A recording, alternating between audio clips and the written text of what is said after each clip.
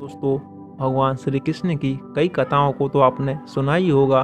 गोपियाँ भी भगवान कृष्ण से अत्यंत प्रेम करती थी, लेकिन गोपियों ने भगवान कृष्ण से ऐसा क्यों कहा कि श्री कृष्ण तुम झूठे हो, तुम कदापि राम नहीं थे। आइए जानते हैं इस वीडियो के माध्यम से, अंत तक बने रहिए हमारे साथ। नमस्कार दोस्तों, स्वागत है आपका हमारे यूट्यूब चैनल कर्मा में। रामेश्वर कुंड एक समय श्री कृष्ण इसी कुंड में उत्तरी तट पर गोपियों के साथ वृक्षों की छाया में बैठकर श्री राधिका के साथ हास्य परिहास कर रहे थे। उस समय उनकी रूप मधुरी से आकृष्ट होकर आसपास के सारे बंदर पेड़ों से नीचे उतरकर उनके चरणों में प्रणाम कर किलकारियां मारकर नाचने कूदने लगे। बहुत से बंदर कुंड के दक्षिण तट के वृक्षों से लंबी छलांग मारकर उनके चरणों के समीप पहुंचे। भगवान श्री कृष्ण उन बंदरों की वीरता की प्रशंसा करने लगे। गोपियां भी इस आश्चर्यजनक लीला को देखकर मुग्ध हो गईं। वे भी भगवान श्री रामचंद्र की अद्भुत लीलाओं का वर्णन करते हुए कहने लगे कि श्री रामचंद्र जी ने बंदरों की सहायता ली थी। उस समय ललिता जी ने कहा, हमने सुना है कि महापराक्रमी हनुमान जी ने त्रेता युग में एक छलांग में समुद्र को पार कर लिया था, परंतु आज तो हम साक्षात रूप में बंदरों को इस सरोवर को एक छलांग में पार करते हुए देख ही रहे हैं। ऐसा सुनकर श्री कृष्ण ने गर्व से कहा, जानती हो, मैं ही त्रेता युग में श्री राम था, मैंने ही राम रूप में सारी लीलाएं की थी।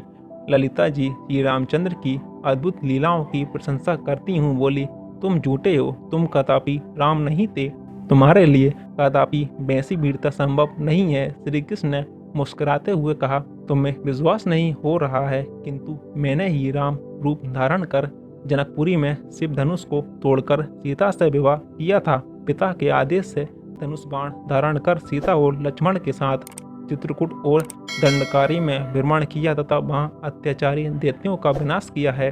फिर सीता के वियोग में वन वन भटका, पुनः बंदरों की सहायता से रावण सहित लंकापुरी का ध्वज कर अयोध्या में लौटा। मैं इस समय गोपालन के द्वारा बंसी धारण कर गोचारण करते हुए वन वन में भ्रमण करता हुआ प्रियतमा श्री राधिका के साथ तुम गोपियों से विनोद कर रहा हूँ।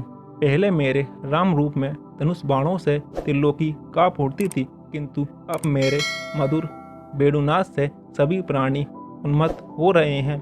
ललिता जी ने भी मुस्कुराते हुए कहा, हम केवल कोरी बातों से ही विश्वास नहीं कर सकती।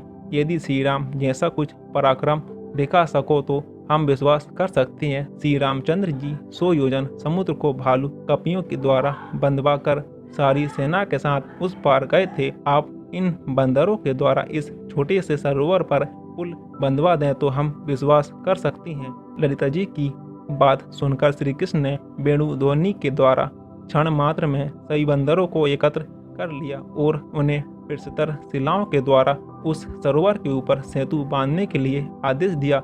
देखते ही देखते श्री कृष्ण के आदेश से हजारों बंदर बड़ी उत्सुकता के साथ दूर दूर स्थानों से पत्थरों को लेकर सेतु निर्माण में लग गए। श्री कृष्ण ने अपने हाथों से उन बंदरों के द्वारा लाए हुए उन पत्थरों के द्वारा सेतु का निर्माण किया। सेतु के प्रारंभ में सरोवर की उत्तर दिशा में श्री कृष्ण ने अपने रामेश्वर महादेव की स्थापना की। तो दोस्तों, इस वीडियो के माध्यम से हमने जाना कि गोपियों ने भगवान श्री कृष्ण से कहा कि श्री कृष्ण तुम झूठे हो, तुम कदापि राम नहीं थे। वीडियो पसंद आए तो वीडियो को लाइक करें, हमारे चैनल को सब्सक्राइब करें, साथ ही साथ बेल आइकन को भी क्लिक करें। धन्यवाद।